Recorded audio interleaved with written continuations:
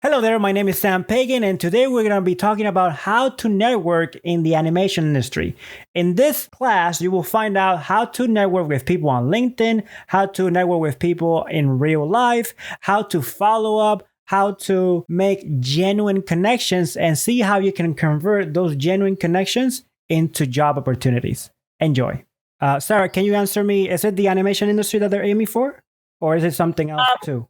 Majority of the artists here are like for animation. We have a mix of animators and illustrators. Gotcha. Okay, perfect. Thank you so much. In general, what I'm going to say today should apply to everyone. Why? Because in order to be part of a corporation or being able to live out of art, you need two things. One of them is skills. This can mean your illustration skills. This can mean your technical skills. That's why people ask you for your portfolio. And then the last one is networking. The situation here is that let's say that you only have skills, but you don't have any network. You will not get a job. Like in the sense that if nobody knows you, nobody knows what you do, your existence or whatever, you can be as skillful as you want. You can be in the most rural areas in Puerto Rico and you will not get a job because nobody knows about you. So networking, the process of letting yourself known is very important. Now, if we don't have skills, but we do have the connections, people do know about us, we can't also get a job. Interesting enough, because you might know the vice president of Nickelodeon, and if you don't have the skills, he can't do much for you. So that is why you need both. Both is the unison for success in this industry. Now, you might graduate and remember, oh, Sam taught us about networking. It's important, blah, blah, blah, blah. And you did it once. Like, oh, I messaged somebody. Is that enough? No, that's not enough. This is a lifelong situation. You always get, as an artist, you always have to be connecting yourself.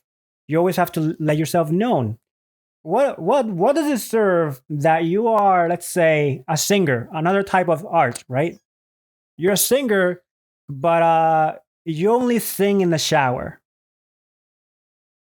Nothing, right? Like if nobody sees your skills, nobody knows about you, it doesn't work.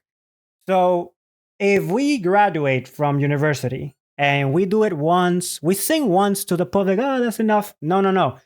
We sing forever in public so that more people can see how we sing and more people invite us to their events, invite us to sing here. And when you went to that event, some other person was interested in your skill and said, hey, why don't you sing here? And then why don't you sing over there? Oh, I've heard about this person. She sings great. And eventually, like a staircase, you go here, you go there, and suddenly there's demand.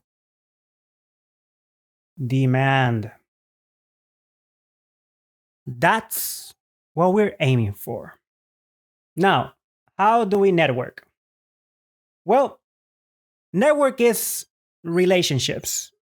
Network is the beginning of a relationship.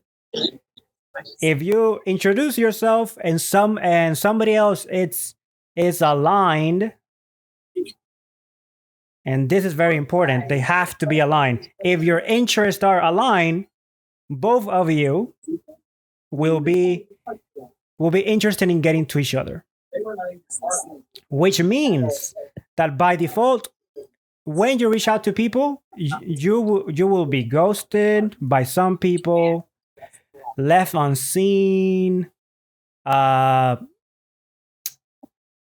People might not be interested now in talking to you because they're not in that phase of their life where they need you or anything. So I call this alignment. They have to be aligned in order for you to engage in a conversation with them. I'll give you a brief example. Let's say that let's look at my LinkedIn profile. This is my profile, right? It says that I'm a former lighting compositing artist at Nickelodeon Animation Studios. If I reach out to somebody in the arts, the probability that we are aligned in interest is higher. So if I reach out to an art director, if I reach out to also people that are in my industry, the chances of them responding are a little bit greater.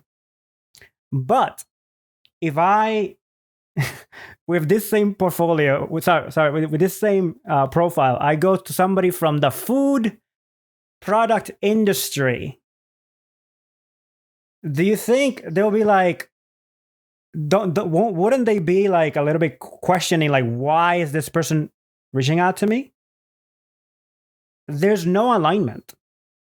So the first thing is that if you set your profile right, make it obvious that you guys are aligned in some way or another. And the best way from a professional standpoint is that if you have your name and you have this called the headline, if you have a very clear headline of what you do or where you work, people might be interested in engaging with you.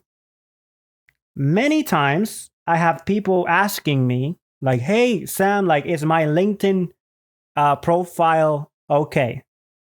And then I look at it, the profile picture doesn't exist. So first, fail.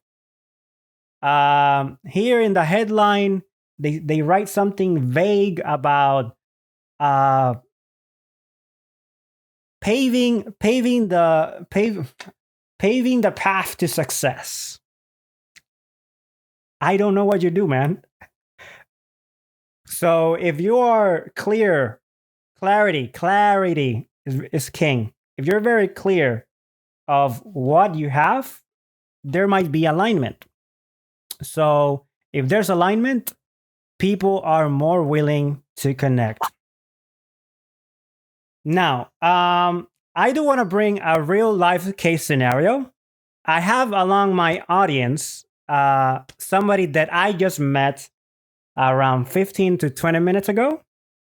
And it was through LinkedIn too. And I told her to join us. So her name is Michelle. Michelle, is it cool if you can tell us, is it true that I just met you 15 minutes ago and I approached you on LinkedIn? It is very true. We met 15 minutes ago. How did it go? How did it work? I happened to be on LinkedIn at the same time as you sent the request. I accepted. You talked to me right then and there, and we just started chatting, and it was a fun conversation. There you go. Thank you so much. See, I even brought evidence. Thank you so much, Michelle, for being here. Yeah. Do you think, by the way, Michelle, do you think like the profile, the headline, does that thing help to give more trust and be more open to conversation? Yes. That's how I accepted you, because when you send a request, it sends your name and your title. And I knew that you're in animation. Even though I'm from the video gaming world, we have a lot in common. So I accepted. Right. Based on that. And I also need to make sure you're not like a robot, because I don't want to get spammed or anything. So it also helps in that regard. Right. That's awesome. Can you give us a little introduction? Like, what do you do? A little bit of your story? Yeah. I am an audio director for Electronic Arts. They make video games. I work primarily in their mobile side. And I actually went to the University of Utah to become a teacher or a doctor. And then they created a video game program there. And I joined that and realized they weren't doing any audio. So I taught myself. And I got a job at EA Mythic up in Virginia. I got an internship. And I actually decided not to become a full-time employee when they offered it to me, so I could become, I was engaged. I wanted to be married and go back to my home state. But EA created a studio in Salt Lake and they needed an audio person. And my mentor from Virginia said, "Hey, she's here, hire her." And I got the job. And when EA shut down, I got to work over at EA Sacramento because I knew people. And so through networking, I've been able to stay in my industry because people know who I am, and I've reached out to so many people. There you go. See, I thank you so much for saying that, because you also told me in the chat that it was through networking, and I was like, you have no idea how advocate I am of networking. So Michelle is an example of that. Thank you so much. Yeah. So yes. So networking is how everything works. It is customary that, or we have been told that it's through job postings, applying, and stuff like that. I will first go into that detail, like how do businesses really take applications and stuff, and then I'll apply, and then I'll go back to how to network, how to connect on people on LinkedIn, how to get opportunities and stuff like that. So if you've ever been in corporate, this is more or less how it works. All relationships in life require trust. If there's no trust, nothing happens. If I don't make my profile trustworthy, just like Michelle said, she will not accept. I might be a bot. I might have bad intentions. So our goal is to build trust. Now, what does that have to do with job posting and stuff like that? When the industry says, "Oh, we need a storyboarder," they have a list, and in this list, they write the people that the team, the people inside of, let's say, Nickelodeon, they ask the people inside, "Do you guys know about any storyboarders that you would recommend?" And everybody says names. Oh, this person works at Warner Brothers. This other person works at video games. This other person works at some place in France in a small studio. This person is blah. I studied with him since I was in high school. And there's a list of people of recommendations. And in 24 hours, something really quick, because we need something really quick, you'll see they send a lot of requests. So if this person can't do it, they scratch it. If this person can't do it, if they're busy or cannot settle into an agreement, they scratch. And when everything is done, and we don't have any idea who to trust, what candidate can we put here that has experience, then we'll go into the risk of taking strangers that we don't know. And this is not specific to where I work. This is every corporation that I've ever talked to. I spent the whole year talking to many corporations, and we were always talking about this, and it was always the same. Hey, Sam, I would say, hey, how do you get there? How do you get to your company? And they were often, oh, no, we never see applications. We we only hire through recommendation.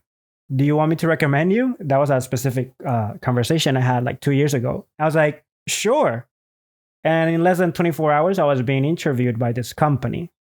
So when I tell you that trust, and this is how it works, is because first I want you all to guys to know the truth and to win, and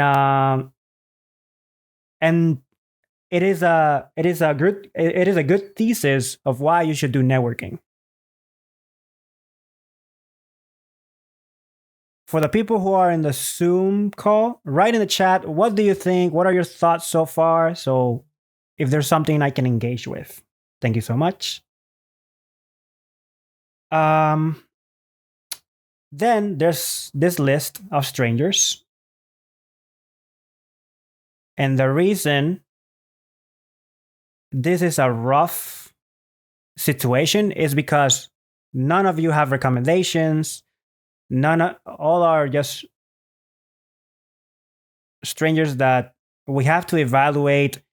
Are they good for the team? What are their values? We have to evaluate, you know, their communication skills. If you're like in these interviews, like whoever is verbally competent normally stands out. So this is a rough area. So I am a big advocate of networking because it's what I see how the industry works. Now, how do you do it? How do you network?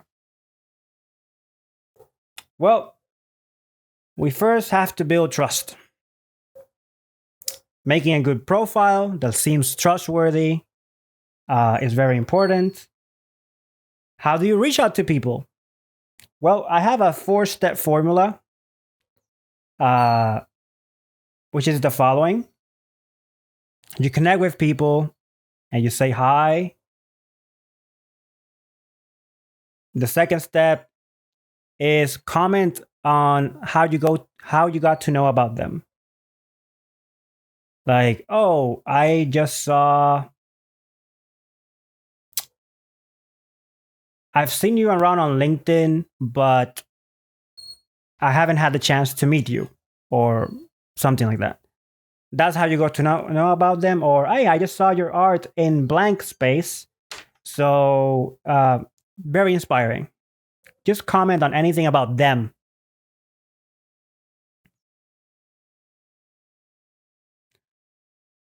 The third step is state your business.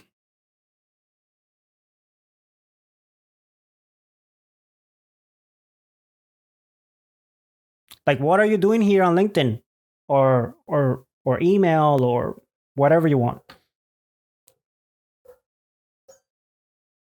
I like to say, hey, I like to go around meeting people on LinkedIn. As simple as that. That's my business. Like, I just like to meet people. And number 4,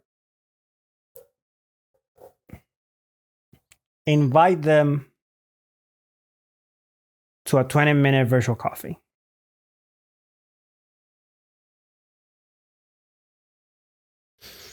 That's how I've done it throughout the years. It's not 100% success rate. There's no such thing. Obviously, the better your profile, the better the accolades that you can accumulate in your career, the better. The more pictures of you, the more clear pictures of you. Anything that's genuine that you can bring into your profile, put it there, just so that you don't seem like a bot. You don't seem like you're here to steal and stuff like that. Now, why does this work? Why does this work? Well, first, before we go on to that, I will not proceed unless I show you evidence that what I'm saying is true. So let me look for my evidence. Give me 1 second.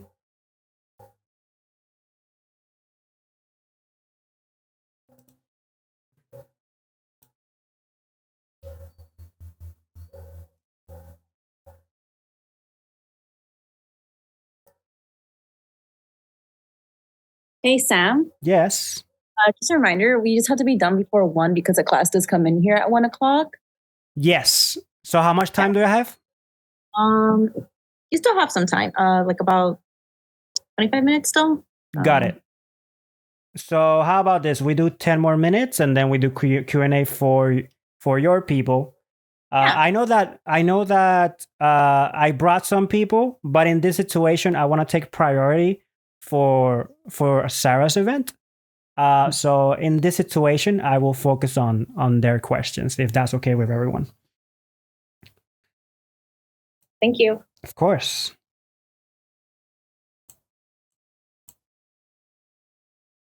Okay, so I have one right here.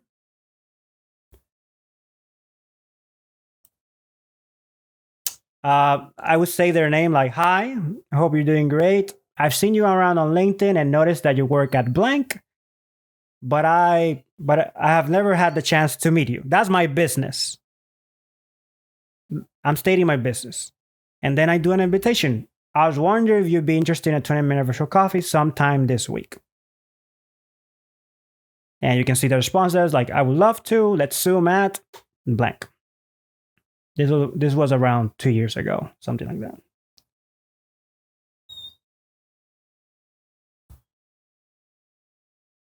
This is another. Hey, blank, hope you're doing great. I commented on her post, seeing your post and what you are aiming for really inspires me as an artist. Then I do the invitation. I was wondering if you'd be interested in a 20-minute virtual coffee. Chatting with positive-minded people gets me going. Now, once again, your profile has to have clarity and they have to be aligned with the same interest as you guys. If your profile has no face, no headline, if you're an illustrator, right, you're an illustrator. If you're a CG artist, if you're a lighting artist, if you're a concept artist, whatever, just write it there so they can know that you're real. In fact, in your cover photo, if you can put your art, let me give you an example here. Let's go with Adriel. His profile is awesome. He's an illustrator. Oh my God, so clear. And look, this is his collection of art. So these are the foundations to build trust in your profile, because we want them to trust us that we're reaching out to them. Very clear, his story, the things that he has worked, his experience, very clear, very well articulated. This might seem like a lot of work, but think about it. You only have to do it once. This profile of him can bring him so many connections. He can connect with anybody.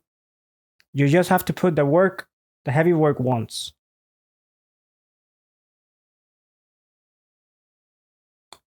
Shout out to Adriel, for those who know him.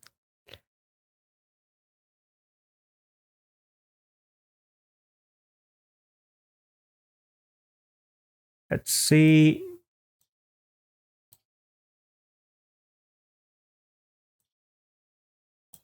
Now, I did tell you that there's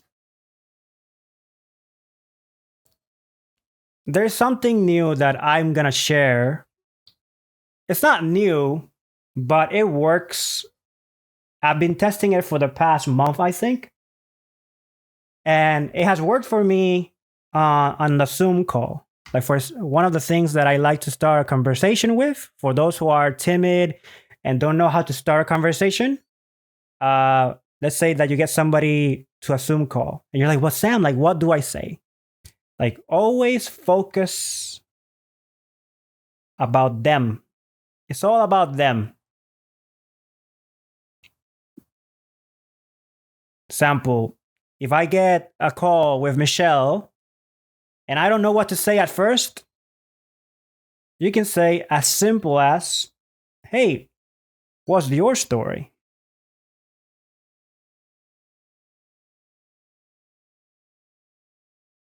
And there's something about people that they just love to talk about themselves.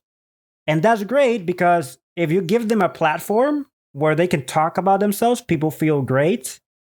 You're not self-interested. You're being generous. Therefore, that could create trust. Because you're a well-intentioned person. People don't like other people that have agendas. Because people don't like to be used. But if you start a conversation with what's your story, you avoid all of that because you're focusing on them. They can tell you their story and And once you have that, you have material, so you can expand on that. So, for example, I've had conversations where I start, hey, so what's your story?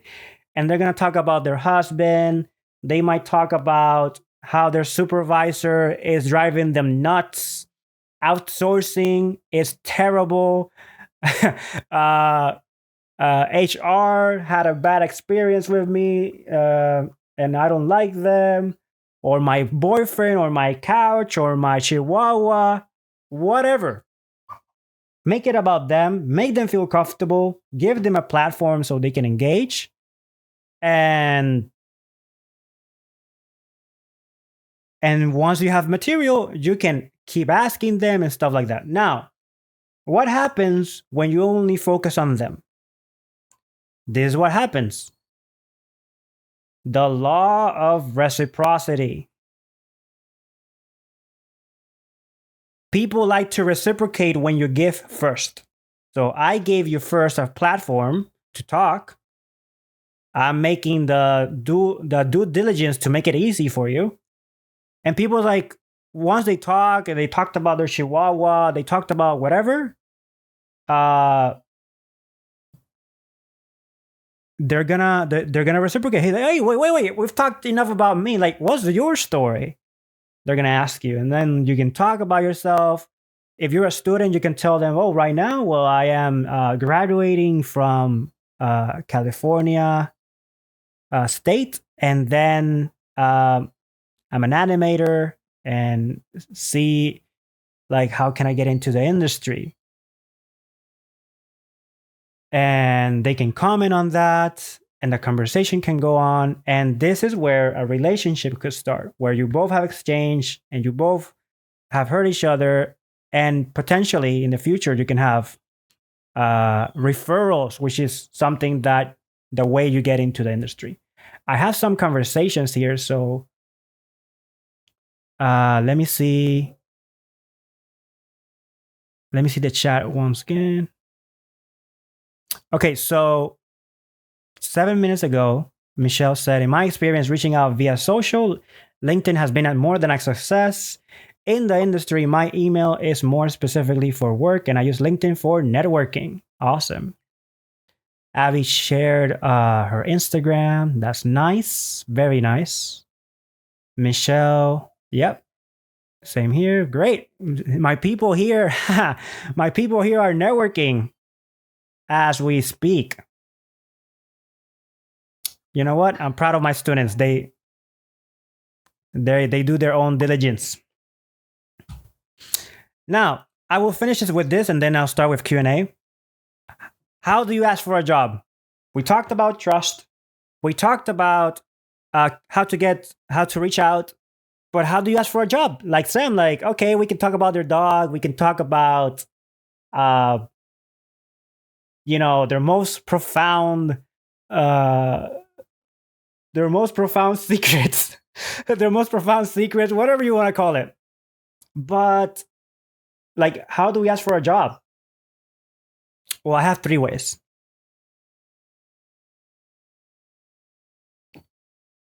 One of them is like, hey, like, by any chance, do you know about any new projects that's going on around?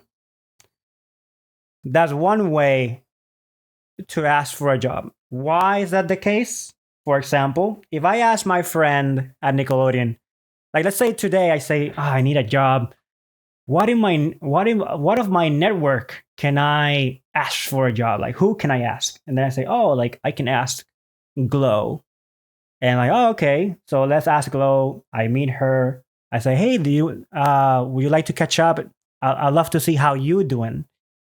Like, sure, let's jump into a Zoom call. When are you available? I'm available, blah. You finally meet. And because it is a catching up, instead of saying, what's your story? Like, what have you been up to? And she's going to say, like, what's the last thing that happened since we last met? Oh, you remember that interview that I talked to you about? Yeah, so that got canceled. Oh my God, that's such a bummer. And you keep expanding of what you get updated between each other, like what's going on. And then that person's going to ask you, like, what's up with you? And you're going to say, oh, well, same situation. Like, this happened and then this happened in my life, and now like I'm seeing what's next in my life. By any chance, do you know about any new projects around? And my friend can go, well, Sam, like I've heard something going on at this small studio at blank. I have a friend there. If I have a good relationship, because I do have very good relationship that they know what I'm talking about, and they will automatically say like, do you want me to give you a word for them? And that those are really good relationships that I do have, and they do it all the time. And I go, yeah, that'll be awesome. If they don't initiate like offering you like to talk for them, it's like, also so you know somebody there, yeah. By any chance, is there a way like you can connect me with them? Sure. And if both of you have established trust, that's a genuine relationship, and the person can send an email to tell them that you're going on their way and stuff like that. So if they don't initiate, you can still ask them like, is by any chance there a way you can connect with them? And that could happen. I'm assuming that you have the skills, by the way. I'm going to assume that you guys have the skills, you have a great portfolio. I don't want you to embarrass yourself where you don't even have a portfolio link or something like that, and the person that you're talking to doesn't even regard you as skillful. You don't want to be in that position where the person, you guys have a chemistry, but but you have no evidence that your skills are good. Like this has to be a really good. You have to have the skills. Like I said in the beginning, there's two things that you need: skills and networking. If you have the network, you get today, you make conversations and stuff like that, but you don't even have your portfolio ready. Like there's so much you can do. So I urge you to be ready and showcase the best work that you have. Lastly, I'll showcase the two other ways of asking a job. Um, the second way is asking for advice. How does this work? Hey, you work at X. Let's say you work at some company. In your opinion, what's the best way to get there? And normally, if they already like you and stuff like that, they're gonna tell you really good secrets. Well, the best way to get here is to talk to the coordinator. Oh, the coordinator, like the coordinator is the gatekeeper? Yeah, like she dictates who come in, who comes out. Like if you get to know that person, like whatever. And at that point, you could ask for a connection. I'm not gonna push it because I really don't know if you guys have a set portfolio that is ready. But in my situation, where I do have a portfolio and I have the evidence, then normally I would say like, is there a way, like by any chance, by the way, is there a way like you can connect with them or an email or something? And in my experience, it has always gone in the positive side, and they make the moves, and then I get an interview and something like that. So I'm only gonna talk from my experience.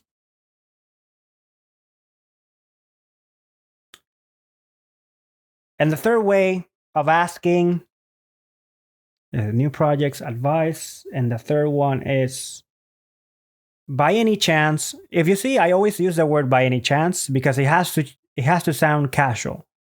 By any chance, do you know of anyone that can benefit from my services? Oh, what do you do? Yeah, I do 2D animation. This one works for freelance. I use it all the time. I'm currently using it all the time. And the good thing about this question, do you know anyone that benefits from my services?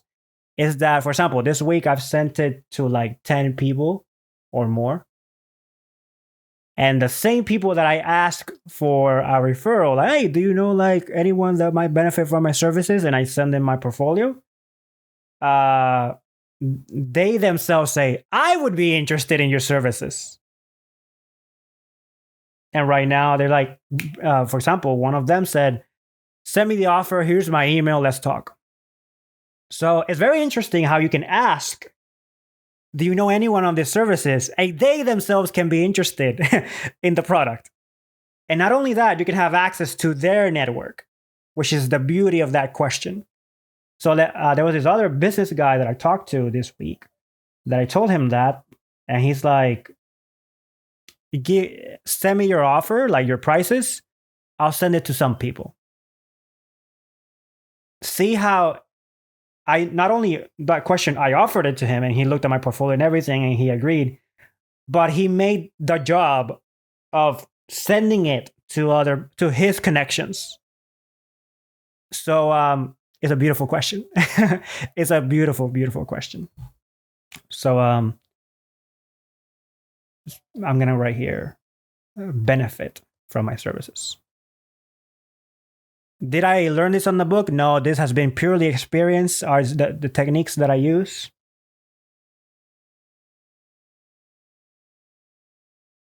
And to finish off, if you're not down for the 20-minute virtual coffee, you can still do whenever people add you on LinkedIn. You know when people add themselves on LinkedIn, they don't know what to say. Like they go like, thank you for adding me. Thank you for adding me.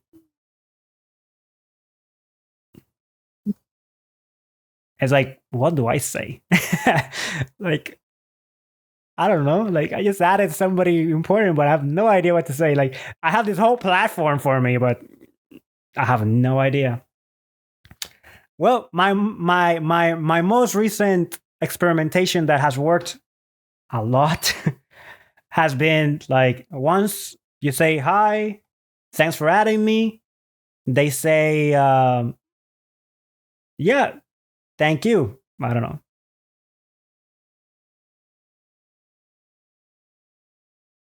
And we go to my favorite question. What's your story? I tried it all this month. By the way, this is how I met Michelle too. So she's like, what? And people just like to be heard. And you will genuinely listen, respond to them, and make a relationship with them. Never be self-interested. Always be genuine. You'll be surprised how much being genuine and generosity can get you that far. Thank you so much for coming. Thank you so much, Sam. Okay, so if anybody has questions, feel free to come up. Jonathan? Yes. Yeah. This is Jonathan. He's the treasurer of my club, and he has a question. Of course. Hi, Sam. Thank you for coming today. Your talk was really inspiring, and it really puts me on a forward path on how to network. Okay, awesome. I'm glad to hear that. Yes. So one thing I wanted to ask, this was another student of the club wanted me to ask you this because she had to go to a class. Yeah. Her question was that, is it helpful to know other students who may not be in like the same animation or pre-production major, but they have like previous experience in like art or animation or like writing? What do you mean? Okay, what do you mean? Oof, I'm trying to understand the question. Can you repeat it again? Is Or it helpful? rephrase it? Okay. Is it beneficial to know someone who might be majoring in a different discipline than us, but they have previous experience doing art or doing writing? So, for example, if you're an illustrator, is somebody from video games? Is that what you mean? No, for example, let's say you're an animator, but then let's say you have someone majoring in, let's say, linguistics or even wanting to become a doctor, but then they have previous experience like doing a lot of art, doing a lot of writing. Oh, I see, I see, I see. Well, it's very indirect. There's barely any alignment. So it could happen, but it's more difficult. 100%. It's more difficult. Like for example, I've always been surrounded by pre-production people, but I am almost post-production or production. So anytime that I have wanted to network myself in, uh, my contacts of pre-production, is very hard for them to know who's the gatekeeper and see inside the corporation, because if we're talking about corporations, like it's really big, like that they can refer you to. Because, for example, if this is a concept artist, the probability that this concept artist meets somebody from post production is very rare. So they don't even trust each other. So, as I have mentioned in the networking seminar, trust is essential. So it's a trust of a trust of a trust. But if they don't even know each other, the only trust that can be there, or the only alignment, is that they work in the same company, and maybe. But it's not impossible, but it's harder.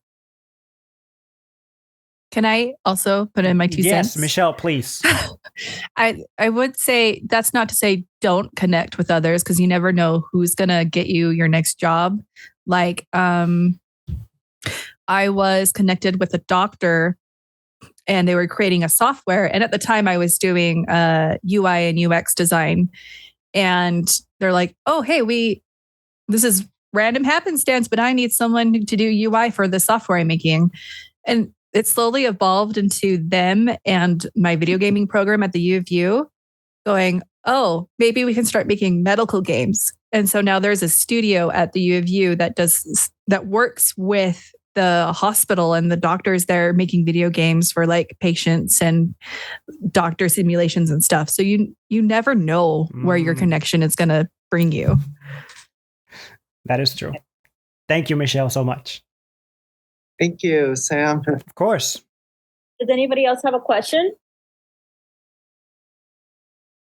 No? Okay. Seems like everybody's we're good with questions. If anybody from your group wants to ask a question, we have enough for one question because we have to call it soon. Great. So. All right, people. Anyone? I do have a question. Yes, Christine.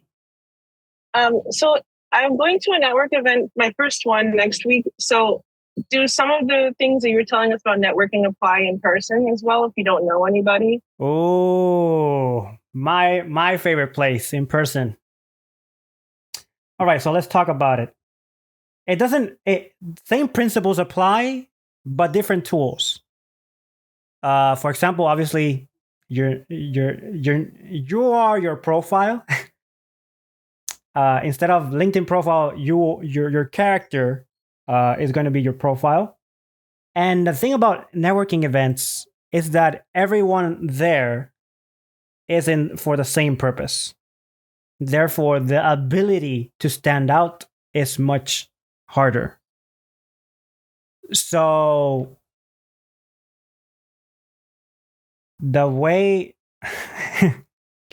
you want to stand out, or the way you want to benefit from a networking event, is that if you can connect with anyone of the industry and stuff like that, you make sure that instead of a business card, because people go there and deliver business cards. I have an issue with business cards. And my issue is that at the end, you end up to your house with a bunch of cards that you cannot associate the business card with the face. So, for example, when I used to come from CTN or Lightbox, I would go like, "What's her name? Like, who was it?" And I cannot remember like who was it, and then I just lose contact forever. So I just paid like $150 or $200 to just forget who the person is. The way I have solved that is that if I meet somebody from Pixar or I meet somebody from DreamWorks and we had a very genuine connection, at the end, I said, hey, like, what's your Instagram, or what's the best way to follow you? They're like, hey, you can add me on LinkedIn, and you can like look at them on LinkedIn or Instagram, whatever they give you. Once you add them or you find them, you can, hey, can I take a selfie with you? Very innocent, yet very criminal. But it's very innocent. And they're like, sure. They're always gonna say yes. And like, you take a picture, and then you take a selfie with them, and you send it through the DMs. And what I've done is that I asked. It's very contextual because I make sure that in the conversation, if they say that, for example, there was this one time where I said, hey, like, are there any lighting roles like my role at your company? And they're like, oh, right now we don't have any lighting roles, but somewhere around February there's gonna be lighting roles. We're gonna need some people. Oh, that's great. Is it cool if I reach out through on February? Sure. Then you send the picture and you do all that. February comes, and then you use what I like to call the blame game. You blame them as the reason why you're reaching out. Hey, blank, we met at blank, and the reason I'm reaching out, you told me to reach out because to see if there was some roles. How's the thing going? And then the person will open the chat, see the DM, see your face, and the good thing about pictures is that they capture a specific time and space. Therefore, the clothing, the face, the moment, they're more likely to remember you. Or even if they remember you, you have evidence that you guys have met, and the person will respond very positively. If it's a business card, 3 months later, you email them or whatever, they're like, who is this person? I have no idea where I met them. And it just lowers the chances. So my biggest advice is to take a selfie to the people that you meet, DM them the picture, tell them it's been a pleasure.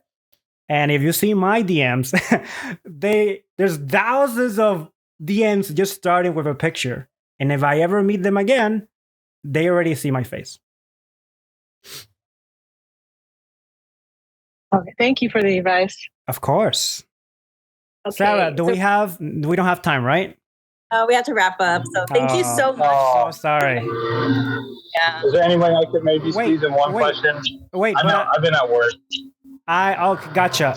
Sarah, if you like, I can stay, right? I can stay with my students in the Zoom call? I would I'm not sure because You can make She would have to make you the host, yeah. You can make me a host real quick. I'll make you a host. Yeah. Okay. Sweet. And we're gonna Sweet. just Thank you so much, sir. Of course. All right, next Sarah. time. I'll catch up with you later. Bye. All right. So my question is a little bit of a deeper one, I guess. But I'm a bit stuck between like staying in college for what I'm in right now, which is like game design and animation, which is at my college probably the closest I'll get to animation and storytelling and working on a show. Or switching it up back to like something safe and secure like information tech, or maybe even a trade, because that's what my parents want me to do. But I've always wanted to make a cartoon, and I just don't know how to get there. So do you think college is like the best way to do it? Do you think going maybe a safe route while working on art on the side and still networking and hoping to meet the right person to get you in there? What do you think would probably be the best route? Right. Okay. So I'm gonna share my screen to show you to give you a really good point. Okay. So art in itself doesn't have like monetary value, by itself, like alone, doesn't have any monetary value. Like if, for example, if I draw something now, how much money would people would be paying for it? Nothing. If I draw a stickman figure, nothing. The reason art sells, and you can sell your skill, for example, is that somebody's going to buy your art. Let's say it's an illustration, or let's say it's illustration, and somebody's interested in your skill and says, "Oh, I can pay that guy for his art, and I'll pay." For example, this is a real story of a children's book that recently a friend of mine sold it for $8K. His skills, and the person is going to take that art and resell it to and make, I don't know, who knows if she gets 50K. She has a very big audience, so she can sell it and make a lot of profit out of it. So the reason you can get paid for art is how much profit can people make out of you. So going back to your question, to know if you're gonna do college or whatever, what system is going to make you the most skillful person to become what I call desirable, so that people, corporations, whatever, say, we need that guy so that we can resell, I don't know, a series, a movie, that we can make profit out of it. So the reason it's very competitive is because a lot of people love this, but the best one wins. So I tell you all of this because I want you to see the reality of, it's not I want to make a cartoon or whatever, but rather, am I gonna commit to a skill and become the best I can be so I can offer it to somebody else in this system? And if the answer is yes, or you have a very competitive skill already, then the goal is to get it into this system, which is called business. What do you think? I like how you laid that out. It makes it seem more feasible. I just need to get it in the right eyes, and then see if they can sell it for more. Right. So I have something I can add to that, if you don't mind. Yeah, go ahead. Okay, so I went to school for computer science, which is cool and all. Tech is, on the up and rise as always. But I still wish that I would have took some extra time to at least get a minor, take extra classes in art and anything like that. Or went completely into art school. Like I'm lucky I'm able to do freelance work now. But I do feel that if you're worried about school choices or anything, do what you want to do. Do what will make you happy, and you'll be able to, put in all the effort into it. And like Sam said, get the max output from that. Yeah, thank you so much, Naeem. Thank you so much. And Naeem is 100% right. The reason I give a different answer is because I have given so many portfolio reviews and so many classes where I think people think that the reason they want to go to art is for the fun of it. And this is a fun thing, but it involves a lot of work. And the reason I want to put the business and the serious side of things first is that I want you to make good decisions, because people fall in love into the bubbly, and when they graduate, resentment is created because they're like, oh, like my college failed me. The reason I don't have a job is because of my college. And what I've analyzed throughout so many portfolios and stuff like that is that the expectation was always, oh, I just want something for fun. I have fun with what I do. I have a lot of fun. But the amount of dirty work and the hard work that I do to have that fun it's like building a restaurant. Restaurants looks nice and they feel comfortable when you're in, and you're like, wow, I really wish I could build a restaurant. Like, look at how good it is. Well, yeah, as a consumer, it's pretty nice. But just across the wall, across the room, there's a kitchen where hell is going on. Like, the clients are demanding for food now. Ex-employee is missing. They all love how to. The chef loves to cook. He's passionate about cooking, but the level of hard work for this industry is high. So if you're there as a chef and you're like, oh, I thought it was gonna be pretty. I thought it was just gonna be fun. Well, I'm here to tell you the truth.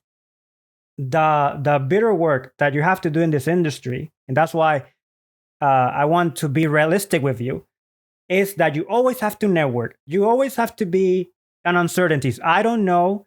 Like, for example, Michelle can be in a work right now, but she cannot guarantee that she will have a job forever. If she doesn't have a job right now, she has to go back to the grind and say, okay, which of my network that I have built upon time that I can benefit from? Where can I jump in? Where are my life decision, financial decision, And the reason I don't want to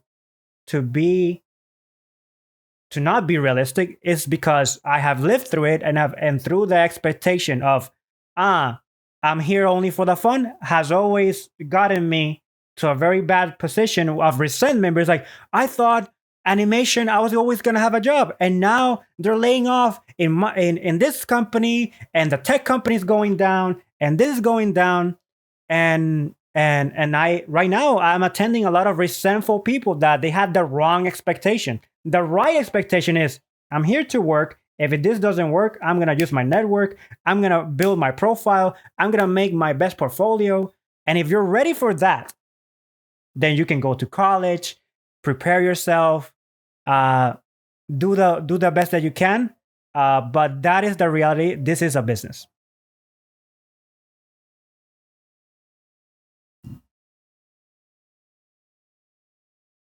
Anyone else? What are some ways you would recommend, like, starting out trying to network? Because that's kind of another big thing that gatekeeps me. I don't really know where to find more artists to get my name out there, I guess.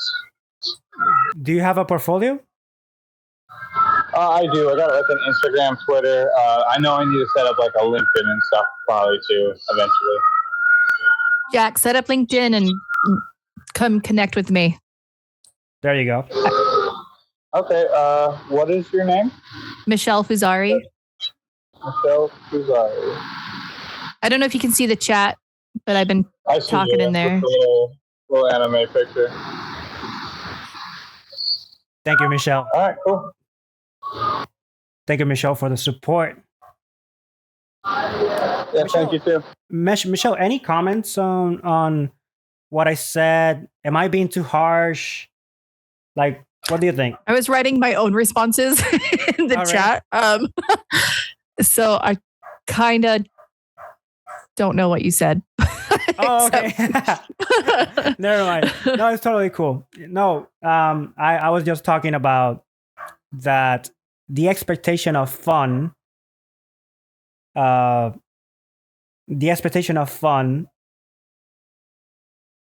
in regards to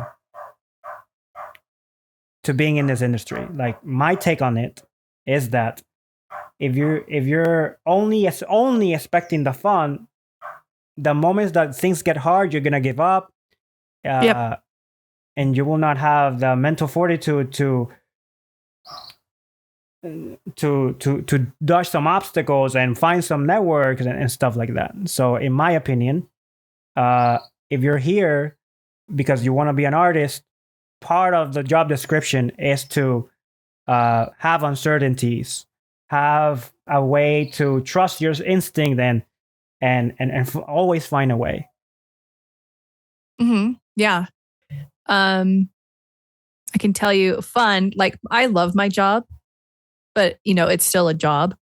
So I still do things on the side to keep myself motivated and keep myself learning. And then I mentioned the gaming industry right now is going through massive layoffs. Yep. There's been over 8,500 layoffs since January. Wow. So you just, at least in video gaming, you never know like what's going to happen to you. I don't know if the entertainment industry as a whole is facing this. Yep. So like I've been networking as much as possible and just doing side projects and just trying to keep up my skills as much as I can. Cause you just, you never know. And you never know who's going to find you that next job. Yeah, that's totally right. All right. Thank you so much. Anyone else?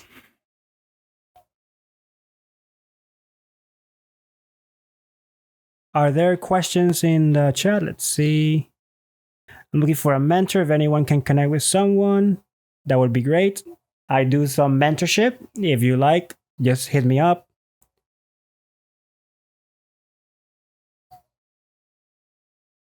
Garif, you're welcome. I'll tell you something. Oh, go ahead. Oh, I was going to say, I have a comment to, was it Naeem? Is that how you say your name? Was it you who was asking about like, you went to school, but you wish you did more art classes? Yeah, because I went to fully computer science and I work in software now, but for the past few years, I've been freelancing and doing personal animation projects, working with random people, doing things for them, trying to build a portfolio. Gotcha. My school didn't teach audio. I'm all self-taught. So I totally get that. I always wish like, oh man, I could be doing so much more. And then imposter syndrome always creeps up. But your best bet is just, keep networking and keep doing all those projects that you can. Because those experiences are just as helpful. Thanks. And I also want to recommend YouTube University. If there's something that some of y'all want to figure out how to do, don't know how to do it, try to just do how to and then that thing. Because YouTube taught me a lot of 2D stuff for sure. To Michelle Fusari, how would I reach out to you outside of this? Sorry, reach out to me outside of this? Yeah, outside of this like Zoom call. You said I was the one you told to make a LinkedIn and reach out to. Yeah. Do you have Discord? I do. We can connect on there. Okay, cool. My Discord name is this. It's in the chat. Put it in chat. Thank you. Yeah. All right, I have to drop, but thank you all for taking the time. Learned a lot as usual, and I'll see you all in the next one. All right. Thank you so much.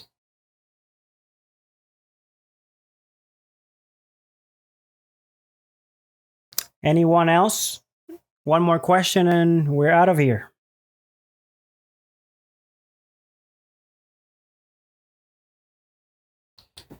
Well, if there's nobody else, then we'll wrap this up. Thank you, Michelle, for assisting me. Yeah, sorry if I didn't want to step on your toes or anything. Sorry. No, I loved it. Thank you. Like we just met.